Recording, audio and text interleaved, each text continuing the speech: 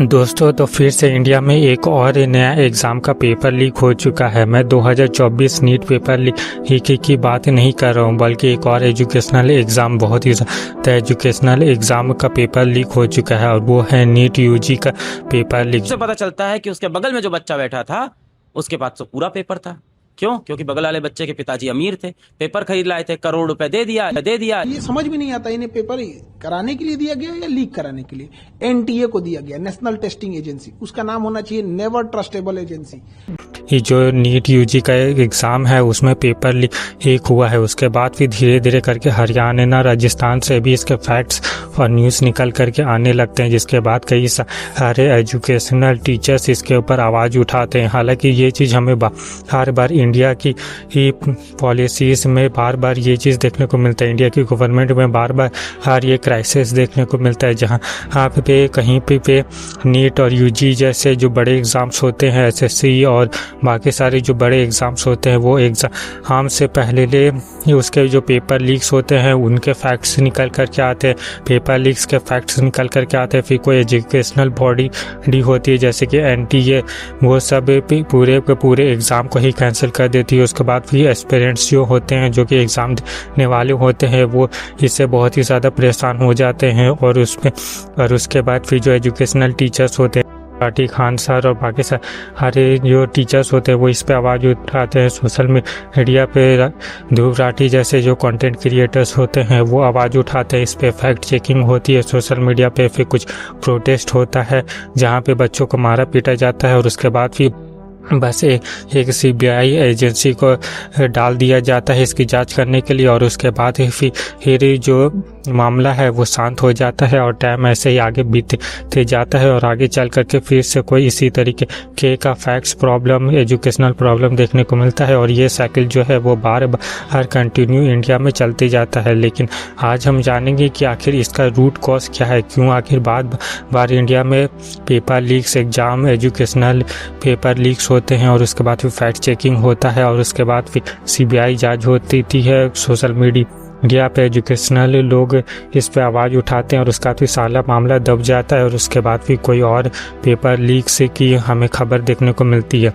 तो इसका जो सबसे पहले रूट कॉज है वो निकल कर के आता है कोचिंग इंस्टीट्यूट से। कोचिंग इंस्टीट्यूट्स का बहुत बड़ा हाथ होता है फैक्ट्स में बार पेपर लीक्स को करने में। कोई एक पर्सन होता है जो कि करोड़ों रुपए में पेपर लीक कर देता है, और उसके बाद फिर वो आगे उस पेपर को और आगे बेचते जाता है। लेकिन यहाँ पे उन लोगों के लिए सबसे बुरी बात होती है जो कि वो आगे पेपर को बेचते जा देता है, जिसकी वजह से एक बड़ी कम्युनिटी ही तक पेपर लीक पहुंच जाता है। और उसके बाद फिर कुछ जो लोग जाकर के फैक्ट्स बता देते हैं कि ये पेपर लीक हो गया, और उसके बाद फिर पूरे एग्ज़ाम ही कैंसिल हो जाते। तो सबसे पहले जो रीज़न आता है वो एजुकेशनल इंस्टीट्यूट्स का आता है। उसके बाद फिर जो एनटीए जैसी जो गवर्नमेंट बॉडीज़ है उनकी खुद की फेलियर नज़र आती है, क्योंकि जो एनटीए जैसी जो गवर्नमेंट बॉडी है वो ये कहती है कि हम स्कूलों जैसा एग्ज़ाम नहीं कराते, बल्कि हाई सिक्योर एग्ज़ाम कराते हैं। बल्कि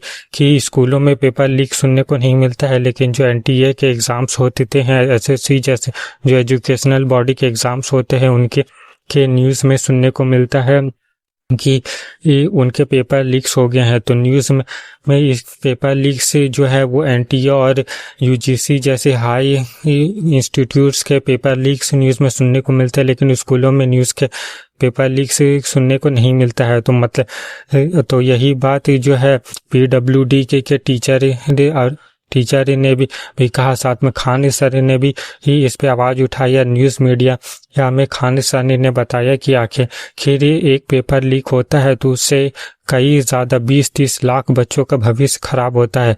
अब न्यूज़ में खान सर ये बात बता रहे थे कि अब एक पर्सन उनके पास आया, एक बच्चा आया, वो गरीब था, वो पढ़ना चाहता था, हम उसको एजुकेशन लेने के लिए हासिल करके आगे बढ़ने को बोले, और अब वो पढ़ाई करके एग्ज़ाम देने जा रहे हैं, तो न्यूज़ में पता चल रहा है कि एग्ज़ाम ही कैंसिल हो गया। तो वो अब आखिर खान सर उसको क्या कहेंगे। तो ऐसी बात आती थी जो है वो न्यूज़ में खान सर बता रहे थे, और कई सारे अलग अलग टीचर्स न्यूज़ में इस बातों को बता रहे थे। और सिर्फ यही नहीं बल्कि आगे चल करके जो ध्रुव राठी जैसे जो फैक्ट चेक कंटेंट क्रिएटर्स है, रवीश कुमार जैसे जो कंटेंट क्रिएटर्स है, वो भी सोशल मीडिया पे अपनी इस बात को उठाएंगे, इस न्यूज़ को, इस फैक्ट को सोशल मीडिया पे उठाया जाएगा। और उसके बाद फिर धीरे धीरे करके ये बात एक जनता को पता चलेगी। थोड़े बहुत प्रोटेस्ट होंगे, राहुल गांधी जैसे ये जो पॉलिटिशियंस है वो इसके बाद धीरे में पॉलिटिक्स करेंगे, इसके बारे में लोगों को आग्रह करने का काम करेंगे, गवर्नमेंट को क्रिटिसाइज करेंगे।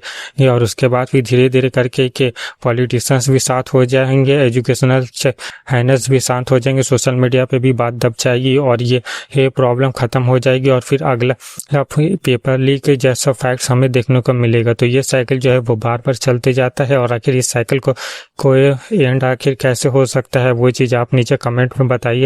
बाकी अगर आपको ऐसे ही ध्रुव राठी टाइप के न्यूज़ डॉक्यूमेंट्री टाइप वीडियोस देखना पसंद है, अगर आपको न्यूज़ देखना पसंद है, एजुकेशनल फैक्ट्स डॉक्यूमेंट्री देखना पसंद है, तो उसके लिए मेरे चैनल को सब्सक्राइब कर दीजिए। क्योंकि मेरे चैनल में न्यूज़ डॉक्यूमेंट्री टाइप के जो वीडियोस होते हैं, फैक्ट्स वीडियोस होते हैं, एजुकेशनल कंटेंट होता है, वो मेरे चैनल में आते रहता है। और इसीलिए मेरे चैनल को सब्सक्राइब कर लीजिए, वीडियो को भी लाइक कर दीजिए। मिलता हूँ मैं नेक्स्ट वीडियो में, तब तक के लिए गुड बाय।